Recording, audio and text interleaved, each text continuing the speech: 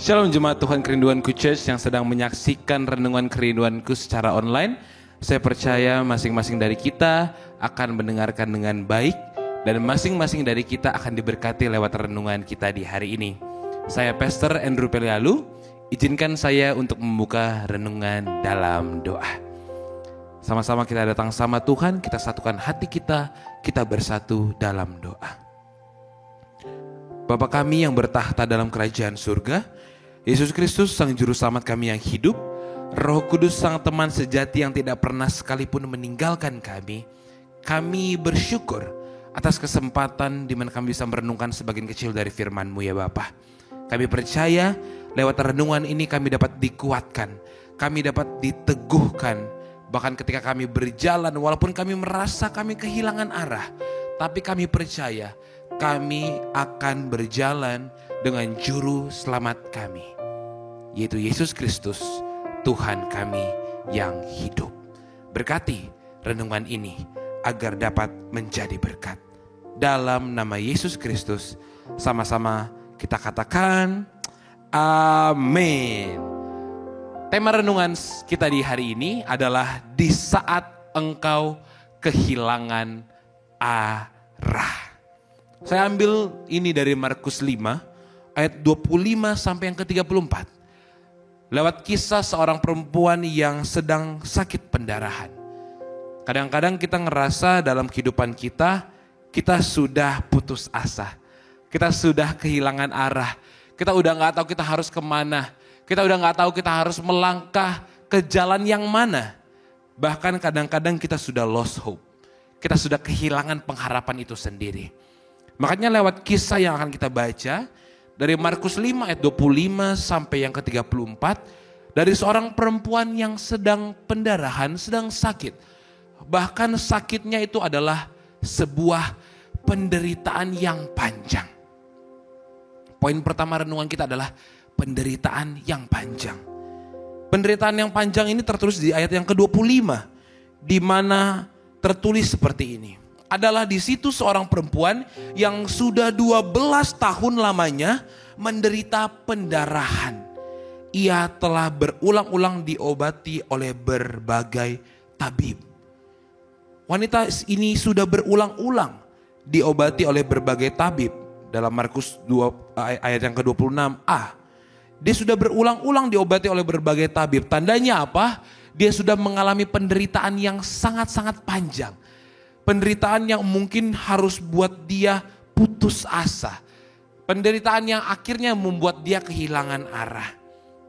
Bahkan dalam kultur Yahudi, tidak hanya wanita ini menderita secara fisik saja, tetapi dia juga dikucilkan dari lingkungannya. Ini membuktikan kepada kita apa? Bahkan dalam penderitaan yang panjang, Tuhan masih melihat dan merasakan penderitaan kita.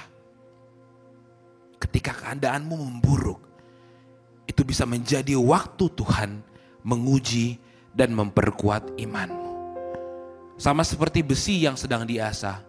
Pak, Bu, teman-teman, saudara-saudari muda sekalian, iman kita pun diasah melalui cobaan agar semakin kuat dan semakin matang.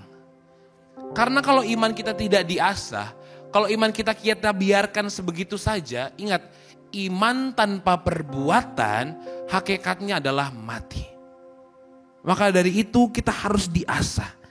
Maka dari itu jangan kita cepat menyerah, jangan kita gampang untuk putus asa. Karena Tuhan sedang bekerja secara dahsyat untuk membentuk saya dan saudara.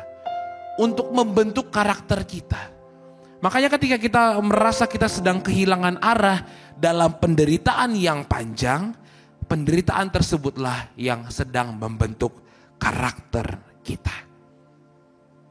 Maka dari itu, poin yang kedua, di saat kita kehilangan arah, di saat engkau kehilangan arah, dan keadaanmu semakin memburuk.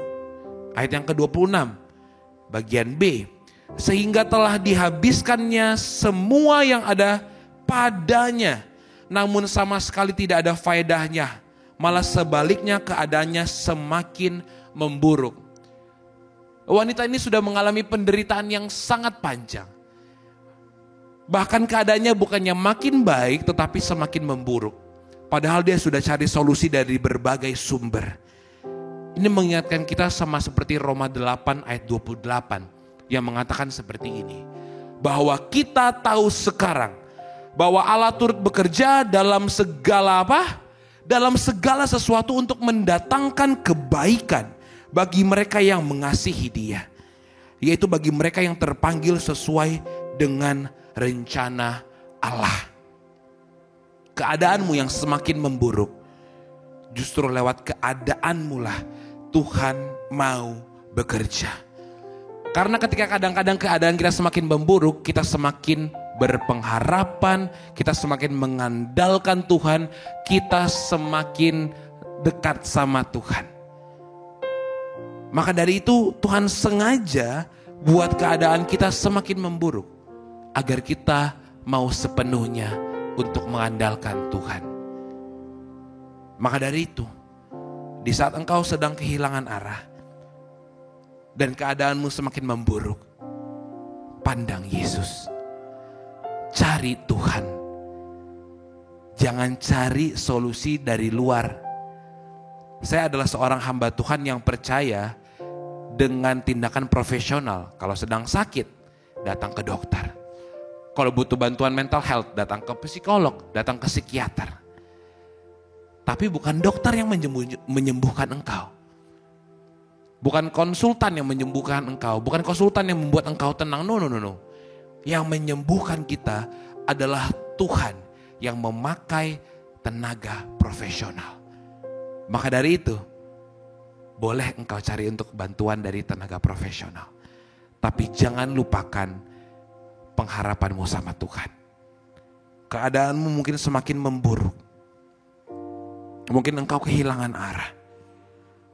Tapi poin terakhir, izinkan saya untuk menyampaikan ini. Di saat engkau sedang kehilangan arah, Tuhan melihat dan Tuhan merasakan apa yang engkau alami.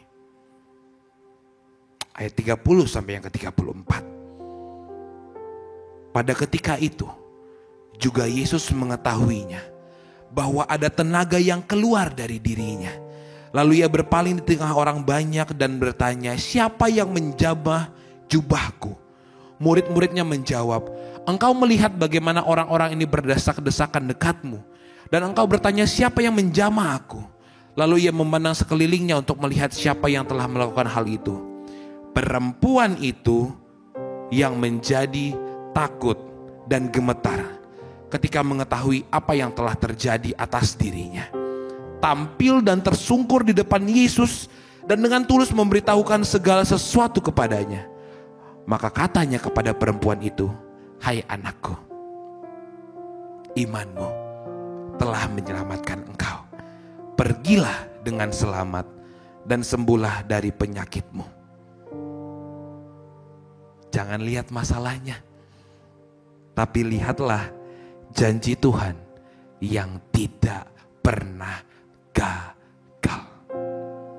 Lihatlah janji Tuhan yang tidak pernah Dia ingkari untuk masing-masing kita.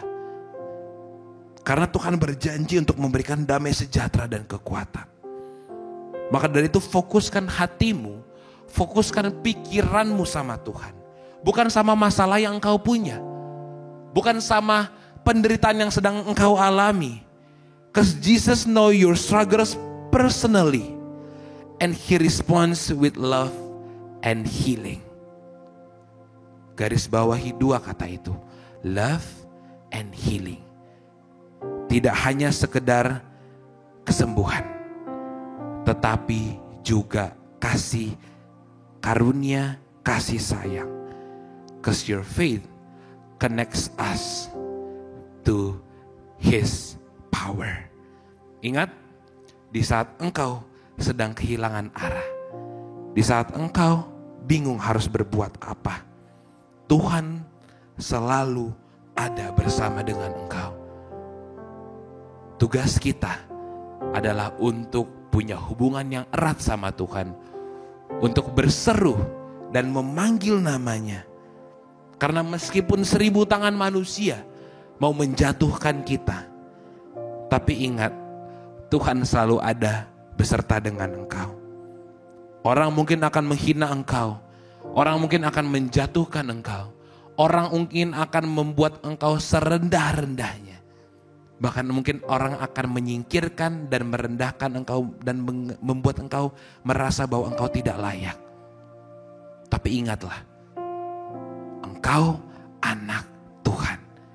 Identitasmu bukan dari omongan orang, tapi identitasmu tentang omongan yang Tuhan telah sampaikan. Janji Tuhan tidak akan Dia pernah ingkari. Kita tutup Alkitab kita. Kita datang sama Tuhan. Kita nyanyikan pujian ini. Meskipun 1000 tangan manusia menarikmu jatuh, namun Tuhan yang bela, tangannya sanggup membuatmu naik ke gunung. Percayalah, Tuhan yang bela.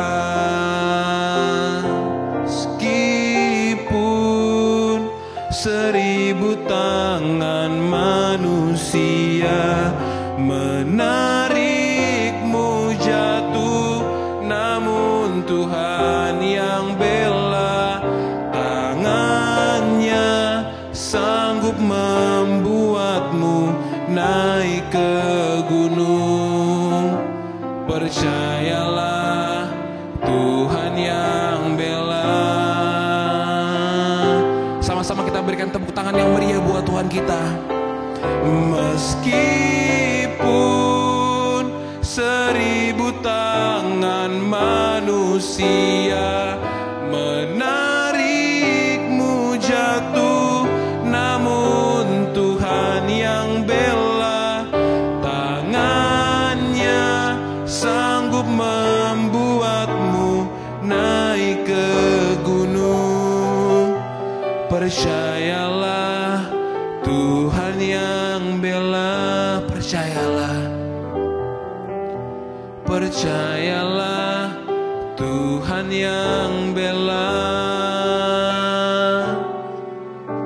Percayalah, Tuhan yang bela. Sama-sama kita datang sama Tuhan, kita satukan hati kita, kita bersatu di dalam doa. Bapa kami yang bertahta dalam kerajaan surga, Yesus Kristus Sang Juru Selamat kami yang hidup, Roh Kudus yang tidak pernah sekalipun meninggalkan kami. Kami tahu bahwa di saat kami sedang kehilangan arah, kami akan memandang Engkau, kami akan mengandalkan kekuatan yang hanya kami dapatkan dari Engkau. Maka dari itu ajari kami Bapa, biarkan kami untuk terus-menerus dekat sama Engkau ya Bapa. Agar apapun yang kami lakukan bisa seturut dengan janji-Mu, bisa seturut dengan rencana-Mu dalam kehidupan kami. Kami kadang-kadang masih merasakan penderitaan yang sangat panjang. Bahkan kadang-kadang keadaan kami semakin memburuk. Tapi kami percaya bahwa Engkau melihat dan Engkau merasakan apa yang kami alami. Maka dari itu Bapa, kiranya Engkau memberikan kami kekuatan, kiranya Engkau memberikan kami damai sejahtera, agar kami dapat melalui keseharian kami bersama dengan Engkau. Kami percaya apapun yang menjadi persoalan kami akan serahkan sepenuhnya dalam tangan-Mu. Berkati setiap jemaat-Mu yang sedang mendengarkan renungan ini ya Bapa. Kami percaya masing-masing dari kami, setiap kerinduan kami, Engkau jawab di waktu yang tepat. Dalam nama Yesus Kristus, Tuhan dan Juru Selamat kami yang hidup, sama-sama kita katakan amin. Saya percaya lewat renungan ini, masing-masing dari kita akan terus-menerus dikuatkan. Kita tidak akan kehilangan arah kembali. Kita akan mengandalkan Tuhan Yesus Juru Selamat kita. Ingat, yang punya surga, crazy in love with you. God bless you all.